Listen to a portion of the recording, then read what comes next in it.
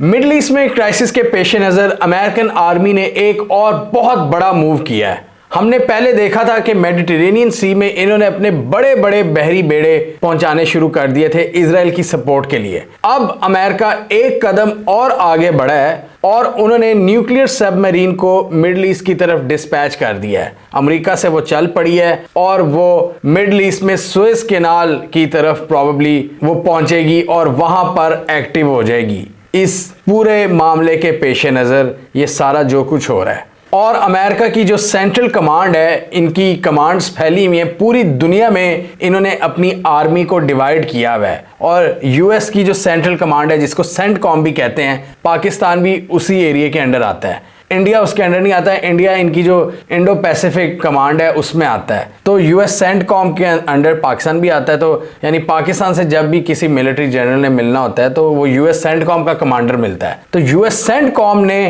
Tweet किया और उसमें बताया है कि Ohio class submarine arrived in the US central command area of responsibility, यानी वो पहुंच चुकी है। सॉरी, मैं अभी कह रहा था कि उन्होंने चला दी है, लेकिन वो कह रहे हैं कि जी पहुंच चुकी है अपने एरिया ऑफ रिस्पॉन्सिबिलिटी, जो कि इजिप्ट बनता है। ये Suez canal north east of Cairo की तरफ, जो इनका शहर है काहिरा मिस्र का। ये बड़ी अनयूजुअल अनाउंसमेंट थी यूएस सेंट्रल कमांड की जानिब से। यूएस सेंट्रल कमांड में ऑब्वियसली इनकी जो नेवी की जो रिसोर्सेज हैं वो भी, उनकी भी खबरें यही देती है यूएस सेंटकॉम। जिस तरह DGISPR पाकिस्तान में मतलब सारे डिपार्टमेंट्स की वो न्यूज़ ब्रेक करती है या प्रेस रिलीज जारी करती है, तो इसी तरह यूएस सेंटकॉम ने ये नेवी की खबर बताई है और इसको बहुत से लोग इस मैसेज को देख रहे हैं एक मैसेज ऑफ डेटरेंस के तौर पर बाइडेन एडमिनिस्ट्रेशन की जानिब से। और ये मैसेज ऑफ डेटरेंस किसको दिया गया है? अपने राइवल्स को दिया गया है और इस रीजन में इनका सबसे बड़ा राइवल है ईरान। ईरान को ये मैसेज दिया गया है कि आप हाथ हौला रखना, आप हमसे पंगा ना लेना, न्यूक्लियर पावर्ड सबमरीन्स हमने पहुंचा दी हैं और ये आपके परखच्चे उड़ा सकती है। और दूसरी तरफ हमने देखा था कि ये हिजबुल्ला, जिसको सारी दुनिया जानती है कि ईरान इनको सपोर्ट करता है, हिजबुल्ला ने पहले ही वार्न कर दिया था कि आप जितने मर्जी बहरी बेड़े ले आएँ, जितनी मर्जी सबमरीन्स ले आएँ, हम इनको भी तबाह कर देंगे। तो ये सारी चीज़ें एस्केलेट होती जा रही हैं, ये क्लियर नज़र आ रहा है। और इजरायली मिलिट्री ने इस मूव को बहुत ज़्यादा वेलकम किया है, बहुत ज़्यादा उन्होंने जश्न मनाया है कि देखो जी बड़ा भाई आ गया है बड़ी कश्ती लेके। लेकिन यहाँ पर ये जो बात है ना, ये सबसे डेंजरस बात इसकी है कि ये न्यूक्लियर पावर्ड सबमरीन है और ये गाइडेड मिसाइल सबमरीन है, यानी बहुत पावरफुल सबमरीन है, जो कि जिसकी सबसे बड़ी खसूसियत ये है कि ये दुश्मन के एरिया में घुस भी सकती है और ये रेडार पर, आम रेडार पर कैप्चर भी नहीं होती।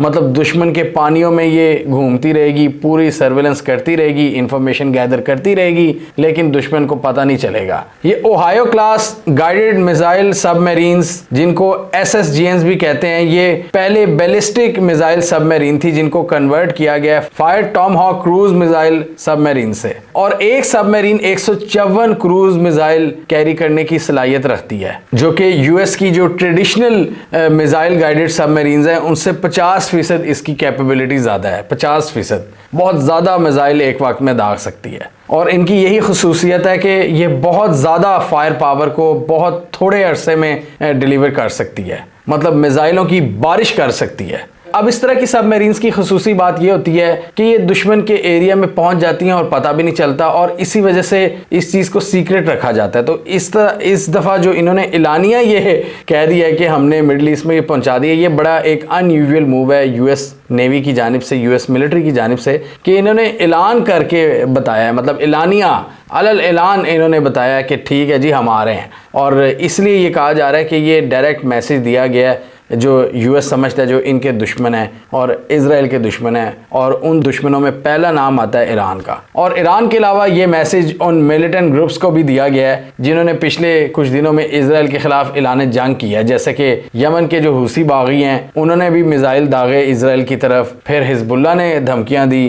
तो ये उनके लिए भी एक थ्रेट है कि आप जुर्रत भी ना करना, हम आपके ऊपर मिसाइल दाग देंगे, क्योंकि यूएस के जो एयर डिफेंस सिस्टम है वो ऑलरेडी फिर रहे हैं इन समंदरों में। अब यूएस ने मतलब अटैक सबमरीन्स भी पहुंचा दी हैं। और ऐसी सबमरीन्स जिनकी स्पीड बहुत ज़्यादा है। और न्यूक्लियर पावर्ड सबमरीन्स की सबसे बड़ी खसूसियत यही होती है कि उनकी स्पीड बहुत ज़्यादा होती है और उनको डिटेक्ट करना बहुत मुश्किल होता है पानियों में। यही सबसे बड़ी पावर होती है इन सबमरीन्स की कि दुश्मन इनको डिटेक्ट नहीं कर सकता। तो ये हमने देखा था कि पहले यूएस ने मेडिटेरेनियन सी में अपने बड़े बड़े बहरी बेड़े पहुंचा दिए, रेड सी में उनकी प्रेजेंस है, पर्शियन गल्फ में उनकी प्रेजेंस है और अब सुएज कैनाल, और वहां से वो ऑब्वियसली दूसरे रीजन्स में भी जाएगी। ये बहुत तेज मूव करती है तो वो पूरे इलाके पर नजर रखेगी। इजराइल के जो मिलिट्री स्पोक्स पर्सन है उन्होंने कहा कि बड़ी अच्छी बात है कि अमेरिकन ज़्यादा से ज़्यादा अपनी डिप्लॉयमेंट उसमें इजाफा कर रहे हैं हमारे लिए। उन्होंने इसको बहुत ज़्यादा वेलकम किया इस मूव को।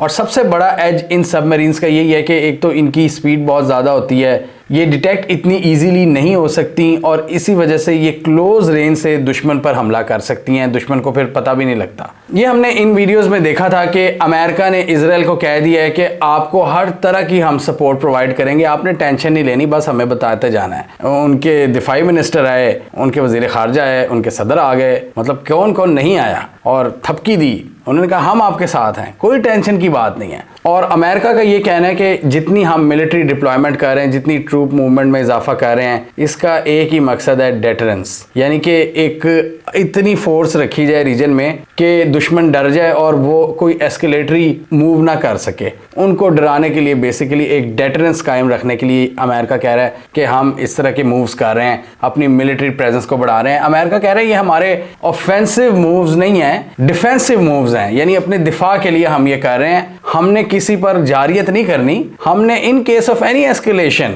हमने इनको फिर मूव करना है और हमने तब इनका इस्तेमाल करना है अगर कोई जंग की कैफियत होती है। मुझे वो पोस्ट याद आ गई, थोड़े दिन पहले इलॉन मस्क ने लगाई हुई थी।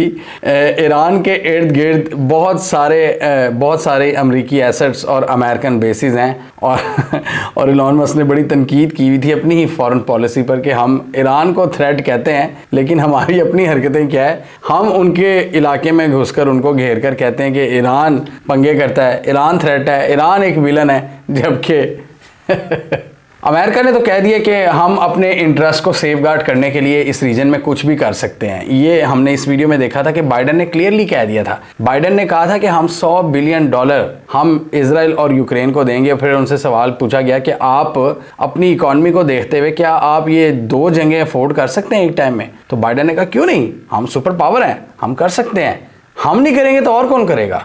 ये हम अपने जो स्ट्रेटेजिक इंटरेस्ट हैं हम उनको पूरा करने के लिए कुछ भी कर सकते हैं। बाइडन के क्लियर अल्फाज थे। Are the wars in Israel and Ukraine more than the United States can take on at the same time? We're the United States of America, for God's sake. The most powerful nation in the history, not in the world, in the history of the world. The history of the world. We can take care of both of these and still maintain our overall international defense. America के army chief का कहना है कि कोई भी जंग नहीं चाहता, लेकिन हम हर तरह का वो स्टेप लेंगे जिससे हमारे और हमारे एलाइज के इंटरेस्ट इस रीजन में महफूज हों। हमें कमेंट सेक्शन में बताइए आपके ख्याल में ये जो मूव है अमेरिका का या अमेरिका बहादुर का, ये एक ऑफेंसिव मूव है या जैसे अमेरिका कह रहा है कि ये डेटरेंस के लिए ये डिफेंसिव मूव है। कमेंट कीजिए। इसके अलावा हमारा यूट्यूब चैनल सब्सक्राइब कर लो, साथ ही वो बेल आइकन भी दबाएं ताकि वो स्टोरीज दुनिया भर से पाकिस्तान से जिनकी मेन स्ट्रीम मीडिया पर प्रॉपर कवरेज नहीं होती हमारे प्लेटफॉर्म के थ्रू आप तक टाइम पर पहुंच जाए।